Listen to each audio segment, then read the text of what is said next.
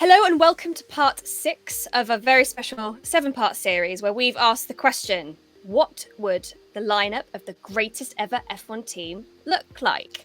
From race engineer to team principal, lead driver to chief designer, and even the rarely coveted number 2 driver spot, which we filled in our last episode, we've set out to build an F1 team made up of the best there has ever been. Our in-house panel, made up of all of our F1 experts from across the globe, have all picked individuals throughout history that they believe are the greatest of all time. And in this series, we'll be discussing the careers and the worthiness of the individuals that have made it into the top 3 for each job role.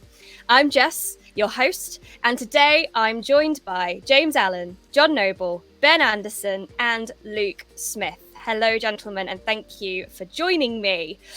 Just a quick recap of the series for everyone involved, because we've got a bit of a different panel on each show. We've already got our race engineer, we've got our chief designer, our sporting director, and our technical director. And Sterling Moss, as I mentioned, is now our number 2 driver. But who will partner him in our team? Now, this was always going to get heated, I think, so I'm really looking forward to diving into what you all think. But as it could be seen essentially as a mini poll for the greatest driver of all time, if we're going to take it separately even from our team, the one you want to head up your lineup is a pretty important pick. So without giving anything away, because we will be going through them in reverse order, what defines the ideal lead driver for each of you? And let's start with Ben. Ben, what's your ultimate lead driver look like? Well, this guy has got to be the focal point for the entire rest of your organisation, really. All the other people that we've been discussing as part of the dream lineup, all the hundreds of people that work under them. This is the person that will then realise all of their dreams and their ambitions in the car. So they've got to be a stunningly quick driver. They've got to be an inspiring presence within the team. They've got to kind of knit that whole dynamic together. They've got to be able to communicate really well about what they're feeling in the car. They've got to be capable of turning around bad weekends and dragging results out of bad equipment. They've got to be fast in all types of conditions. They can't be one-trick ponies. They've also got to be able to get on it straight away, no wasting time right there from the first practice session.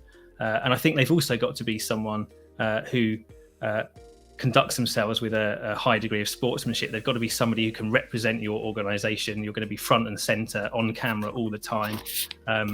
You've got to be the complete package.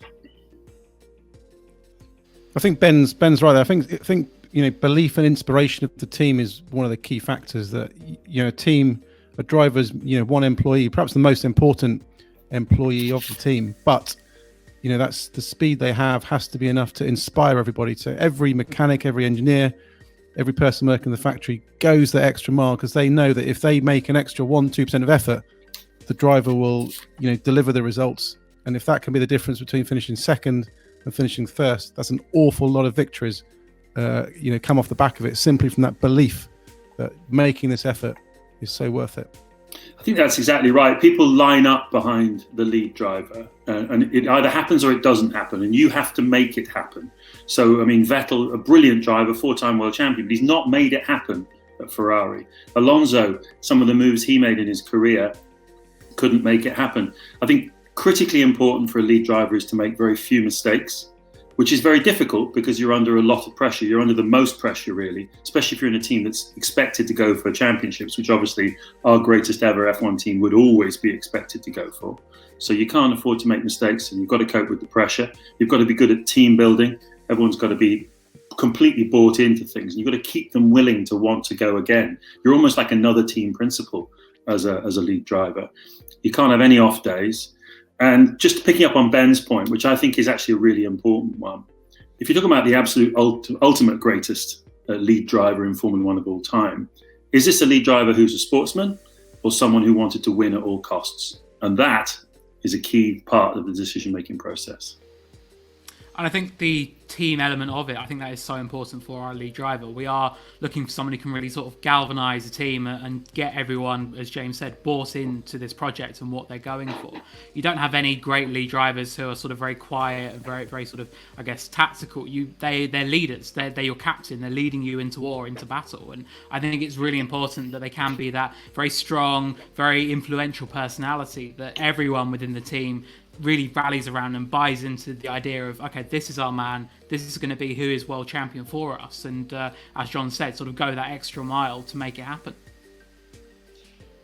And I think all three of the candidates have encompassed that in some shape or form, if not throughout their racing careers. So let's kick off with the man in third place, and you might be surprised to find it's the most successful driver in F1 history, and that is, of course, Michael Schumacher. That's right, Michael Schumacher came third in our poll, the 7-time world champion that absolutely dominated F1 with Ferrari and clearly knows how to lead a team. But what are the things that might have led him or let him down to not be first in our results? Because I think there's going to be a lot of people at home that are pretty shocked that he's not in the number one spot. Well, for all Michael's brilliance, and he was sensational in Formula 1 championships at Benetton, the championships at Ferrari. There were obvious weaknesses there, especially when the pressure really ratcheted up in World Championship deciders. We saw him stall on the grid, and it also forced him into areas of driving that didn't fulfil the sportsmanship ranking. Jerez 97 with Jacques Villeneuve, Adelaide 94 with Damon Hill. You had moments where the pressure of the situation got to him, and whether it was instinct or if it's premeditated, only he would know. But these are the weaknesses that we're talking about, fine margins here, I think, between these top three and slight differences of personality. But I think they're the factors that perhaps counted against him in the end. And I think it is that sort of sportsmanship sort of side of it that Ben said in the opening remarks, that is really where the sort of grey area came for Schumacher. And Mark Webber wrote in his book about the Monaco 2006 qualifying incident where Schumacher parked his car at the final corner and meant that nobody else could improve. And Mark spoke to him about that, and Michael said, but sometimes you just go down a road and there's no turning back. And that really sort of showed that he was so invested in this, like, I've got to win at all cost mentality. They were driving to do whatever it took. And even in a qualifying session, if that was the only way he could get pole position, he was willing to go to those lengths. So a remarkable driver who redefined levels of fitness, and I think sort of the whole approach to Formula One at the absolute highest level. But it was just sort of this grey area that too many times he went over that line, and I think that that's probably why he hasn't come out on top in this poll. I think we also need to remind ourselves of just what his great qualities were. I mean, he was probably the ultimate team builder in the sense of really getting everybody around him. I wrote a biography with him, two biographies of him actually, and one of them, it was the detail that came out from the people that worked with him. He remembered everybody's birthdays, and he would literally be having a massage after a free practice session, and he'd be saying, right, whose birthdays are coming up next? And Sabine Kemmer, who was then his assistant, was, well, we got this one on the 25th, and he's like, what do you think they'd like? And she sat there many times thinking, he's got better things to do than think about this, but he just couldn't be happy until he knew that everybody had been looked after, everybody felt they were completely on his side, and everybody was completely focused on winning. And the lengths that Schumacher went to win fairly, in terms of the intangible side of the racing and getting everybody on his side, and the work he did behind the scenes with Max Mosley, who was then the FIA president, to just get the rules slightly changed about this or that, and getting Bridgestone on site so they could have this testing, enormous amounts of testing. All of these things were his sort of competitive advantages, and he took it to a complete other level. So that's what made him strong, and I completely agree with the others about the weaknesses, which is the reason why we put him in third place. Yeah, I think the leaving no stone unturned aspect of Schumacher, I mean, that really stands apart. He did so much outside of the car to elevate his potential, including obviously making sure his teammate was a subjugated number two contractually, which counts against him probably in the discussion of the ultimate greatest driver. I mean, he was incredible in the wet, but perhaps some weaknesses in racecraft. John mentioned that he could buckle under pressure. And let's not forget, I mean, he was kicked out of the 1997 World Championship for taking Jacques Villeneuve off. So, that's a massive stain in terms of the guy who's, the face of your race team. So undoubtedly a great driver, but a very controversial one. We all know about the Schumacher chop. He almost put his former teammate Rubens Barrichello in the pit wall in Hungary one year. So whenever you discuss Schumacher, there's always a division of opinion about the man, mainly because of this preparedness to win at all costs. In some senses, it's a good thing, but it can count against you as well. Yeah, he was definitely unapologetically kind of guiltless, wasn't he? He didn't really care what it took. Although, as James pointed out, there were some absolutely brilliant sides of his personality. When it came to racing, it did very much feel like it was all or nothing. And obviously, Schumacher still to this day holds so many records to his name. 91 race wins. Do we think that those records are under threat from up and comers? And I don't want to give the game away, obviously, because we may be talking about people, but are those records under threat? And will that ever diminish his reputation or his memory in Formula One? Well, his records I think are under threat. The record could easily go. I mean, Lewis Hamilton's on the cusp of a 7th World Championship, could easily go on to get 8, 9, maybe even 10, depending how long he goes on and how long the Mercedes steamroller keeps going on. But I think the numbers, whatever Lewis goes on to achieve, and if he breaks all of Michael's records, I still think it will take nothing away from what Michael achieved in the sport. It was a different era. And you always find when you have these driver-defining periods in the sport, you just wish you could pull them all together and we could have had, Michael Schumacher, Lewis Hamilton, Ayrton Senna, Alain Prost, Jim Clark, Sterling Moss, all in an equal car, all gunning it out, and we can see which one was really the best. Yeah, I think it's a bit of a shame. Well, it's obviously a massive shame for Formula One that Ayrton Senna was cut down in his prime, really, because we never really got to see him and Schumacher go at it, and there was a bit of a dearth of opposition for Schumacher as he rose, and it took really until the mid-2000s when Fernando Alonso came properly on stream for Schumacher to be really challenged. I know Mika Häkkinen gave him some opposition, and they go back in a rivalry to the Formula 3 days. But it always felt that not only did Schumacher, have weak teammates, but he also didn't necessarily have the greatest opponents during his pomp. That's definitely true, and I think that's something that definitely does get taken away from him a little bit in the ultimate ranking. But I think the other thing that makes these guys stand out is they're the reference point driver for their era. It's not just that they're multiple champions or team leaders. It's like Jackie Stewart was a guy who was the first proper professional racing driver in that sense, and then along came Senna in the late 80s, early 90s, who took it to another level again. And then Schumacher took it to et cetera, et cetera. You can pick out maybe 5 guys through the history of the sport who've redefined the sport by the way that they've gone about it. And Michael, as I said before, is just just unbelievable lengths that he went to win. And for that, you've got to admire him. Definitely, and I think that is why, regardless of whether his records do stand or whether they're broken in the near future, he will always be remembered as the man who did redefine so much in Formula One. He, I think, for me, really brought it into the 21st century in terms of his approach to driver fitness and just the whole team building exercise. I don't think we'd seen it quite to the level that Michael did it before. And I think that, it looks likely, I think personally, that his records will, at least one of them, the win record, I think that will fall in the next year or two. Whether Lewis Hamilton gets to 7 or 8 world titles, we'll see. And I think that even if Lewis were to reach that level, I think we wouldn't look at Michael in any lesser way. I don't think that would reduce his greatness at all. I think it would just be a different wording. Instead of saying he is statistically the greatest of all time, it would be one of the greatest of all time. But he absolutely will always be up there, and I think has such a huge place within Formula One history for that. So unsurprisingly, the next driver on the list is another who is regularly central to any debates over the best there ever was. But Ayrton Senna does not make our final team. 3 world championships, stunning skills behind the wheel, and a hero to so many, even to this day. So let's start with the reasons why we've put Senna ahead of Schumacher, maybe. What made him just that extra bit special, do we think?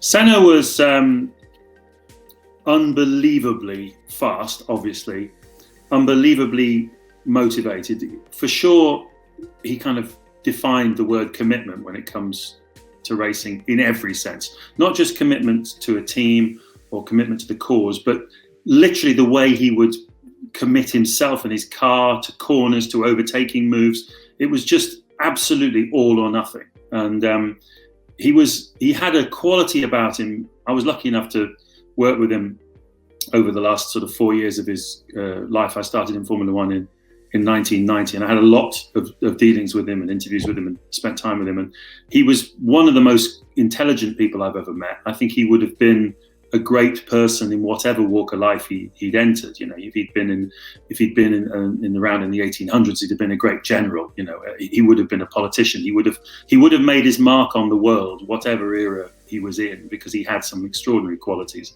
Obviously, he had some qualities that made him go a bit too far. And Alain Prost famously said, you know, Ayrton's got a problem because he believes in God and he doesn't think he can kill himself. And when you watched him race and you saw him around and the way he conducted himself, he had that kind of presence, that quality about him, that there was something a bit special and a bit different about him. But there was also slightly frightening, you know, because there was this sense of he didn't really know where the limits were.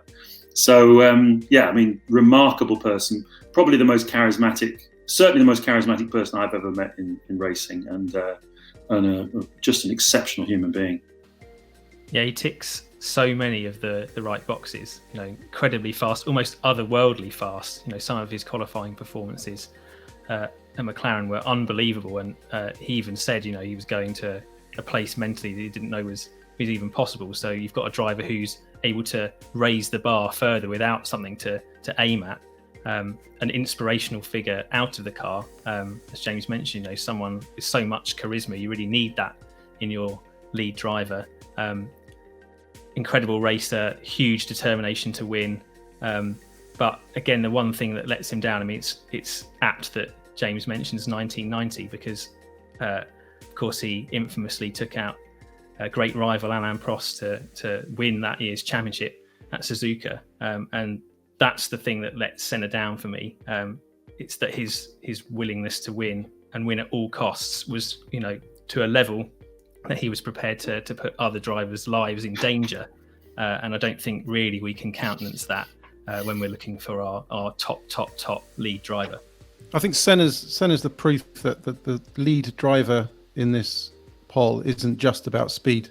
I mean, you know, I think in speed, if you wanted to put anyone in there and say, right, here's the car, you go and grab pole position, Ayrton Senna would be your man. But being a number one driver isn't just about, you know, that speed, that pole position lap, being the fastest. It's about being the team player. It's about the belief. It's about the sportsmanship.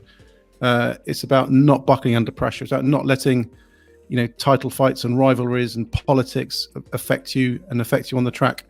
And, you know, unfortunately, I think in the end, that's perhaps the one thing that moves Ayrton back just a little bit. Yeah, I'd agree with that. And it is that, I think, that political side of it that so many of the great drivers have fallen into that trap. Fernando Alonso, I think, is perfect proof of that. But I think with Senna, that really was the peak of it. We saw, obviously, how fraught things became at McLaren when he was there with Alain Prost, and that real sort of dream team lineup that you had with the whole McLaren Honda project. It was meant to be the greatest thing ever, and it produced, I mean, some of the most incredible stories for F1. They're ones that we talk about to this day. But it wasn't a perfect team, and that's why we could never put this together with two number one drivers, like, I guess, in this kind of way, because that is proof that it just does not work. But Senna, I mean, he was an inspiration to so many, and I think you saw, the outpouring of emotion from all of Brazil following his death, and that really showed just how significant a figure he was to not just the Formula One community, but I think to that entire country. He was a real sporting icon in that way. His advantage, I think, as well over Schumacher, who was a similarly kind of controversial figure that was prepared to drive into other drivers to win races, is the caliber of the drivers I think he was up against. Because, you know, he had Prost as a teammate, which is, you know, Prost one of the greats himself, and, you know, he was up against Nigel Mansell, who I still think was very much underrated. He was a very, very good driver, Nigel Mansell, very competitive. Early in his career, you know, he had people like Nelson Piquet around. So, you know, he never, and then Schumacher, right at the end of his career, he was up against some tough customers. And so he had to be the way he was. That's an interesting point that you've raised as well, because one of the questions I was going to ask for your inputs on was, does the way a great's career end affect the reflections and our memories of them in their prime? Obviously, we very sadly lost Senna way before his time, but Schumacher retired, came back, and retired again. Does that affect our positioning of greats, or is that something that we should take no heed to? It didn't play. I think inevitably in life, you know, how careers end or how lives end does affect how you reflect on them. We see musicians, when a musician, you know, dies in the peak of his career, you know, he's worshipped. They become, you know, godlike status. Whereas if they'd carried on in their career, had 5 dud albums, and ended up, you know, playing pubs and Sunday lunchtimes with very few fans there, you know, you judge their career very differently. And I think it's the same in Formula One. You know, Schumacher's partly clouded by the fact that, you know, the return of Mercedes wasn't as successful. And I think, you know, Ayrton being killed in his prime, potentially, you know, on his way to more world championships, you know, means the perception of him is perhaps greater than if he'd seen out his career, maybe won 1 championship and had 4, 5, 6 difficult seasons. It's an inevitable part of, you know, how you review people's lives. I'd slightly disagree with that point. I agree that Senna being cut down in his prime, that kind of elevates him, because you never got to see him fade away. He just burned out. Whereas in Schumacher's case, you can look at it 2 ways. You can say, oh, he came back and had a less successful career with Mercedes, which is statistically true, and that taints what he did before. But you could also say, well, he came back after a break, much older, and achieved a phenomenal amount considering where he was in his timeline as an athlete.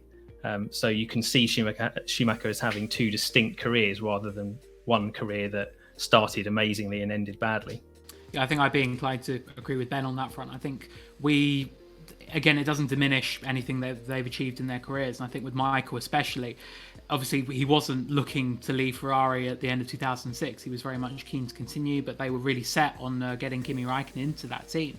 And I think that would have been really fascinating to see if he'd been sort of able to continue through the late 2000s, what would it have been like with him versus Vettel emerging at the time, obviously. Lewis Hamilton very much in the early stage of his career, but phenomenally fast. I think it's this kind of sort of what ifs and big questions that you always have in sport, and you always wonder, particularly with the really great drivers. But I don't think that Schumacher's second stint, okay, it didn't go anywhere near as successful as it was the first time around, but I think particularly in his final season with Mercedes, I think he was very, very impressive. I think he showed that he still got that edge. I mean, he comfortably beat Nico Rosberg through the second half of their last season together, and I think he was still very much a very competent, very skilled Grand Prix driver, and I think it was a real asset to the grid, even sort of in the final few years of his career. Absolutely. And I guess we are fortunate in that the person that is occupying our top seat has yet to leave Formula One, because it wasn't enough to have records, and it wasn't enough to be an international hero. After our experts were all asked to pick their top 3, the driver who comes out on top and will form our pairing, supported by Sir Stirling Moss, is the man who is so close to overhauling Schumacher's records. It is, of course, Lewis Hamilton. 6 championships, favourite for a 7th whenever racing returns. Let's hope it's soon. 7 wins behind Schumacher's tally, and in a very similar amount of races if you discount Schumacher's final 3 years with Mercedes. Now, he's someone that Toto Wolff says people don't appreciate enough while he's racing, but it appears that our experts do. So how come we have positioned Lewis Hamilton as our lead driver? Well, it's interesting, and I think obviously some people will look at this and say, well, you know, maybe everybody's a bit too young and they don't have a feel for the history of the sport. But you've got to bear in mind that across all of our different platforms around the world, we've got all sorts of editors of all sorts of ages. Some of whom, like Giorgio Violas, 70 years old, so he's seen everything for many, many years. Hamilton stands out for me in comparison with the other 2 because he's achieved all that he has achieved without ever taking anybody off the road deliberately. I mean, you could argue the toss on the Albon collision towards the end of last season in Brazil, but that was probably a mistake more than anything else. But he clearly didn't do what Senna and Schumacher did. And a lot of people will say, oh yes, but hang on, he's always had the best car. Well, he hasn't always had the best car. He's certainly been part of a team that's created the best car in the last few years. He's also been up against some pretty tough customers, as Senna was. There's some very, very fine drivers around in this era, and he's held his own against all of them. 84 wins, 88 pole positions. That's a 38% pole position record, and 151 podiums in 250 starts. Speaks to unbelievable high-level consistency. And I think the most interesting window I've seen in recent times on Hamilton was not something that I saw with my own eyes, and I've seen a lot with him with my own eyes, but it was actually that little moment on the Netflix documentary where he made the mistake while leading in the German Grand Prix. And they're behind the scenes in the debrief room, and he's standing in the middle of the room. He's devastated he's made a mistake, and he's standing there and he's stroking himself like this, which is a classic sort of tale of wanting to reassure himself. And he's apologizing to Toto. He just cannot believe he's made this mistake, and he's like a little child. And I just thought that was absolutely fascinating. That's the level that he challenges himself to always be the best, and it's remarkable. So he's not finished yet. When the counting is done, when he does finish his career, he will be the greatest driver of all time, because he will have eclipsed the records. I'm sure he'll do that, and he's done it without ever taking anybody off. I think it is that level of sportsmanship that really does set Lewis apart. And we've had two recent interviews, first with Nico Rosberg, obviously Lewis Hamilton's great rival during their years with Mercedes. And he said that Lewis, his great ability was he was able to push it so far to the limit in terms of being aggressive on track, but always kept it sort of within that grey area. So no one could openly say to him and say, you went too far, you shouldn't have done that. Whereas Nico, he couldn't do that. Like, he would try and be aggressive and try and push as much as he could, but would go over the limit. And I think that's really what set Lewis apart. Like, he ultimately could be hard and he could be aggressive, but all the time very, very fair. And his moral compass is so well set. He knows so well the difference between what's right and what's wrong. And I think it's just incredible that he's been able to enjoy all of the success and have such a long career with so many races now as well, more so than Schumacher or Senna would have had in their seasons. And there's never really any questions about, oh, that was a bit 50-50 from Lewis, or should he really have done that? He is always, I think, on the right side of that, which is incredible. And I think it is just that consistency through his career as well. I mean, he's won a race in every single season he's competed in, which that blows my mind to this day, because as James said, he's not always had the quickest car, and some seasons he's not even had the second quickest or the third quickest car. Like, he's really had some difficult seasons. So you think back to 2009 with McLaren, and they struggled so much in the beginning of that year, yet by middle of the season he was winning races. And it's incredible just how he could get his head around things, and I think just bring out the best in the car, but also the whole team as well. I mean, he is a real leader. The whole Mercedes team, they really look up to Lewis, and he is able to, I think, just bring everyone around him so well. And that is why in the Netflix documentary stated that's why it hurt him so much that he had made a mistake and thrown away that opportunity, because he knew that it wasn't just him, I've lost a chance to score some points here. It was that he had let that whole team down, who means so much to him. He makes so few mistakes as well. When you look at, you reflect over Michael's career and Ayrton's career, a lot of crashes, a lot of incidents, a lot of times where they perhaps didn't capitalise. Whereas Lewis, you always feel he's there, he's delivering to the maximum of that car. The incident of Albon in Brazil last year was the exception. Very, very rarely does he make a mistake like that in the heat of the battle. And he's also, I think what's underappreciated about Lewis is how hard he works to deliver to this level. I remember being in Monaco last year. I went to the Gran Turismo World Finals where he appeared on stage as an ambassador for the game. And he was speaking to the gamers. I don't think he didn't realise there were some F1 journalists in the audience. But he opened up hugely about the efforts he goes into, download all the manuals on the car and the reading, understanding how his driving needs to adapt to the tyres, working with the engineers, the processes he goes through to run through Friday practice. Does he need to change his line? Does he need to change the braking points? Does he need to change angles he's taking corners on? The whole approach to the weekend. He's a really hard worker. And I think that's one of the aspects that perhaps of him people don't really appreciate from the outside. Absolutely. And I guess coupled with that dedication at track is his dedication off track, which was something that you all raised as being really important for a lead driver, and arguably Hamilton has fully transcended the world of Formula One and the sport that he occupies, and is a figurehead and a hero and a leader in his own right. Now, that very much could be a product of the time that he finds himself in, and the birth of social media and the kind of hype that is surrounding lead athletes. But he is in his own right a figurehead, and with that comes the unfortunate side that he's also very divisive. What is it about Lewis Hamilton, do we think, that causes so much of this polar, you either love him or you hate him, especially amongst the fans? Well, I think there's a racial tone to that, and always will be with Lewis, unfortunately, because that's prevalent around the world. You also have this aspect, I think, that whenever you interview Lewis, he's very thoughtful in his answers, but when you read back what he said, it doesn't always seem that coherent, and often it looks on the surface quite arrogant. So I think he's quite easy to misrepresent, and it's also easy for him to accidentally misrepresent himself, because actually what you find with him is that he's quite a humble, generous, thoughtful person. But that doesn't necessarily translate when he's in front of the media spotlight.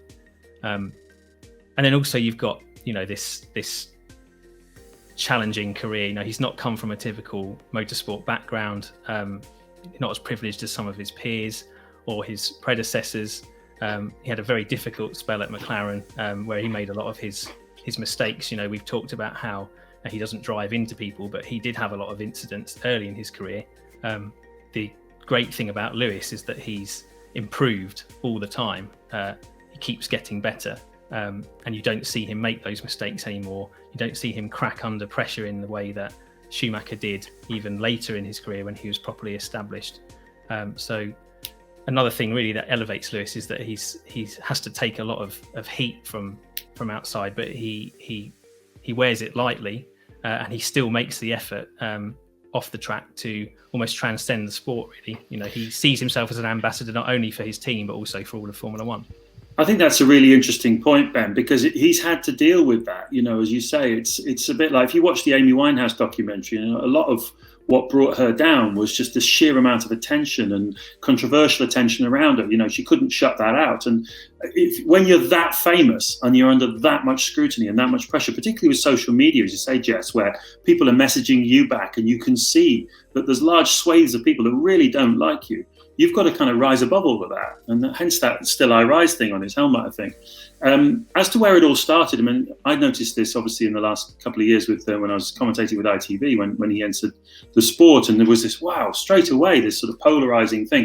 And I remember a part of it then was the fact that there was a sense that he was entitled. He had this sense of entitlement. He didn't really feel he'd paid his dues. He'd sort of just suddenly launched into one of the best cars on the grid and was winning races, in his first few months as a professional Grand Prix driver. And a lot of people didn't really like that. They thought he was kind of manufactured by McLaren and was here as a product and stuff. And obviously he's more than shown that isn't the case. But I do think the seeds of this sort of Marmite Hamilton, you either love him or you hate him, I do think that was sown back then. I think that is part of it. The people do love an underdog story. They do want someone to really, I think, serve their time and claw their way up to the front of the pack and establish themselves as a great that way, maybe. Whereas Lewis, from day one, was immediately good, immediately quick. We saw, obviously, at the very first corner of his very first race when he overtook Fernando Alonso. That was a huge statement to make. And I think that's maybe part of it, why people don't quite sort of relate to him or maybe like him as much as other sportsmen. And I always find it baffling, because you look at his records, you look at his domination of F1 as it has been over the past sort of 5-6 years or so. And I think if you took that and applied that to any other British sportsman in another sport, I think everyone would immediately flaunt that as one of the greatest things ever done by a British sportsman. Whereas Lewis, there's still, I think, this question mark saying, oh, if he's got the best car, then that kind of detracts from it. But no, I mean, to me, Lewis is he's an incredible character. And I think it's quite nice when you do see people changing their opinions. I mean, for example, when he did the documentary with Billy Munger at the end of 2018, that really showed Lewis's sort of very personal side. And I had quite a few friends outside of Formula One message me and say, I've watched this documentary and it's really changed my opinion on Lewis Hamilton. And I think it's that kind of side that I think as media, I think it is important that we do talk up and we do show. I think it's important that the wider, maybe tabloid media, do sort of look at the great that Lewis does, not just in F1, but outside of the sport as well. Because he's a global megastar. He's done a lot for Formula One by being more than just a Formula One driver. He doesn't want to fit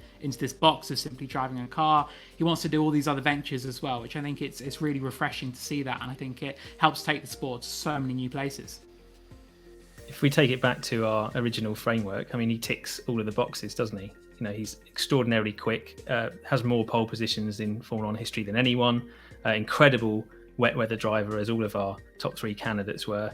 Some amazing performances, brilliant racecraft, wheel to wheel. His judgment now is exceptional and unblemished. He's an incredible sportsman, which sets him apart. You know, he's prepared to hold his hands up when he makes mistakes. He's a great ambassador for Formula One more widely, growing the audience and taking it to new places. A great ambassador for his team, and yeah, just all round brilliant, really. You can't really fault him. He wins in bad equipment as well. Okay, we're saying he had a gilded start to his career in Formula One, if you like, you know, with a winning car straight away. But those years from 2009 through to 2012, some of those McLarens were terrible. So he paid his dues later, and that's always the sign of a great driver, someone who can elevate their equipment, if you like, to a level that it doesn't really belong. And Lewis has done that many times. Yeah, I think that's a really good summary as to why he is deserving of our number one seat in the team. And that means our team is nearly complete. Just the team principal needed to keep a handle on all of this and make sure everything's running as it should be, and deal with the influx of fan abuse for not picking the driver lineup that everybody at home wanted. But who gets that role? Find out tomorrow. Thanks for joining us. See you next time.